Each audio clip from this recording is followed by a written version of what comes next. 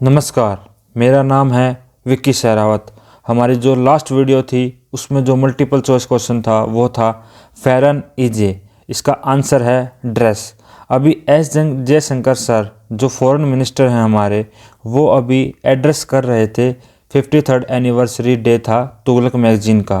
तो वहाँ पे उन्होंने बताया है कि जो यूनिलेटरली चेंज करने की कोशिश की थी स्टेटस को लाइन ऑफ एक्चुअल कंट्रोल पर 2020 में, किसके द्वारा? चाइना के द्वारा। और जो कोविड-19 पेंडेमिक के दौरान किया गया था। अभी रिसेंटली दोबारा से तवांग सेक्टर में अरुणाचल प्रदेश में दिसंबर में उन्होंने फिर से दोबारा लाइन क्रॉस करने की जुर्रत की।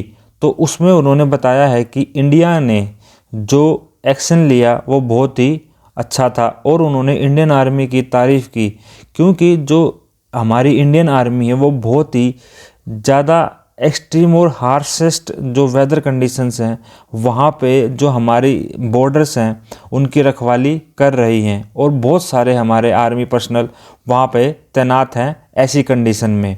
और उन्होंने ये भी बताया है कि जो वर्ल्ड है वो अब इंडिया को दूसरे तरीके से देख रहा है, क्योंकि जो हमें अपनी जो नेशनल सिक्योरिटी है उसको इंश्योर करना पड़ेगा। और अब इंडिया झुकने वाला नहीं है। ही ऑल्सो एम्फेसाइज की जो जियोपॉलिटिकल सिग्निफिकेंस है इंडिया की, और जो इंडिया की जियो स्ट्रेटेजिक लोकेशन है वो बहुत ही इम्पोर्टेंट है आज के टाइम पे।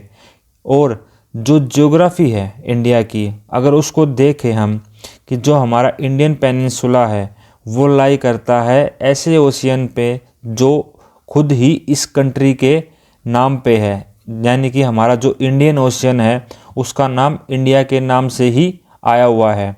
और हम देखें कि कोई भी ऐसा प्रोजेक्ट या ऐसा इनिशिएटिव जिसमें एशिया को कनेक्टिविटी से जोड़ने की बात करें तो वो बिना इंडिया के एक्टिव पार्टिसिपेशन के बिना नहीं हो सकता है। और इंडियन ओशन की अगर हम लोकेशन देखें, ये इसकी बहुत ही जियोपॉलिटिकल सिग्निफिकेंस है आज के टाइम पे। चाइना भी यहाँ पे अपनी एक क्या कर रहा है कि वो भी अपनी इधर आने की, क्योंकि ट्रेड के लिए अगर हम देखें तो जो ये रूट है ये बहुत ही इम्पोर्टेंट है चाइना के लिए भी। और वो इसलिए बार बार यहाँ पे क्या कर रहा है कि अपना जो ऑल्टरनेटिव्स है पाकिस्तान के थ्रू या किसी और के थ्रू, वो यहाँ के जो हमारी श्रीलंका है बाकी और कंट्रीज़ के थ्रू वो क्या कर रहा है यहाँ पे अपनी एक तरीके से चाइना को, इंडिया को चारों तरफ से घेरने की कोशिश कर रहा है। और ये पहली बार नहीं है कि जो चाइना को हमारे जो एस जयशंकर हमारे एक्सटर्नल अफेयर्स मिनिस्टर हैं उन्होंने धमकाया हो या बोला हो। क्योंकि अगर हम देखें उन्होंने पहले भी ये बात बोली है इंटरव्यूज़ में कि चाइना ने यूनिलेटरली चेंज करने की कोशिश की है बॉर्डर्स को। और ये हमारे पहले से ही चाइना के साथ एग्रीमेंट है कि ये यूनिलेटरली कोई भी कंट्री चेंज नहीं करेगा। अगर ये चीज़ें चेंज होंगी तो बाईलेटरली होंगी, यूनिलेटरली कभी भी नहीं होगा। पर चाइना ने बार बार कोशिश की है इसको चेंज करने की।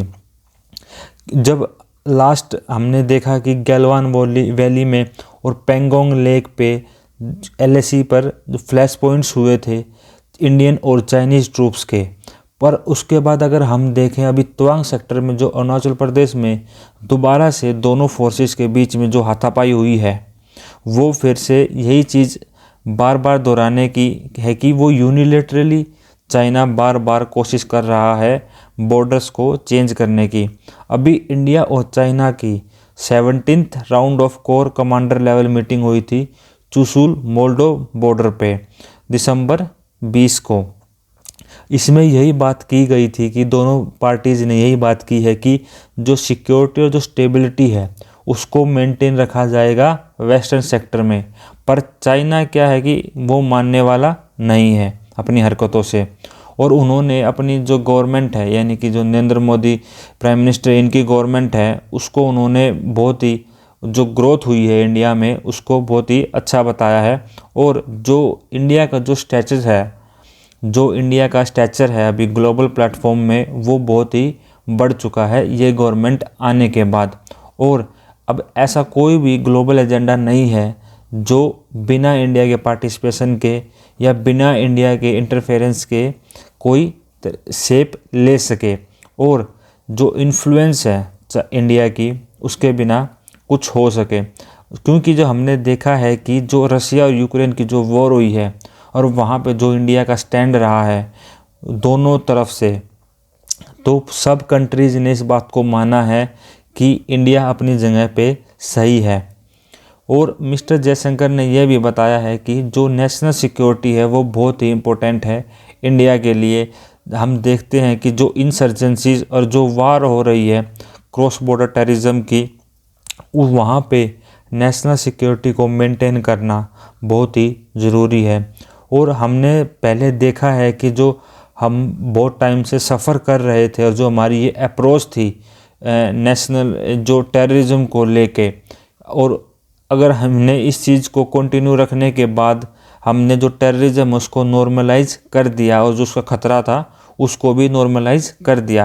पर अब हम जब हमारे यूरी और जो बालाकोट में जो आतंकवादी हमले हुए थे उसके बाद से जो शिफ्ट हुआ है हमारी पॉलिसी में, हमने क्रॉस बॉर्डर टेररिज्म को बिल्कुल ख़त्म करने की कगार पे आ चुके हैं और हम पूरी कोशिश कर रहे हैं कि ये चीज़ें बार बार ना हों। और हम देखें कि कोविड-19 के टाइम पे जो इंडिया ने सक्सेसफुली वैक्सीन को इन्वेंट किया और उसको प्रोड्यूस किया वो बहुत ही सराहनीय काम है। और हमने इस जो सक्सेसफुल प्रोड्यूस करने के बाद वैक्सीन को हमने अपने कंट्रीज़ में कम से कम भी ऐसा प्लेटफॉर्म क्रिएट किया और जिसमें हमने 2 बिलियन प्लस सोर्स लगाई थी लोगों को, और ये हमने इस वैक्सीन को बाकी और कंट्रीज़ को भी दिया था।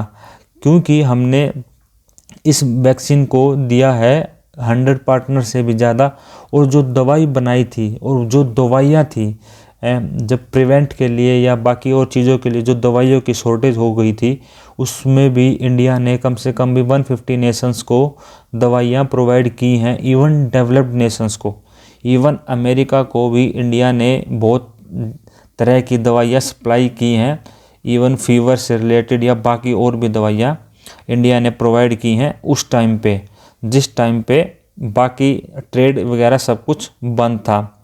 तो फ्रेंड्स, मिस्टर जयशंकर ने यह भी बोला है कि इंडिया के पास अगर देखा जाए तो ऑफर्स बहुत हैं अपॉर्चुनिटीज़ के, पर अपॉर्चुनिटीज़ के साथ साथ हमें बहुत सारे नए नए चैलेंजेस भी मिलेंगे और हमें रिस्पॉन्सिबिलिटीज़ भी मिलेंगी।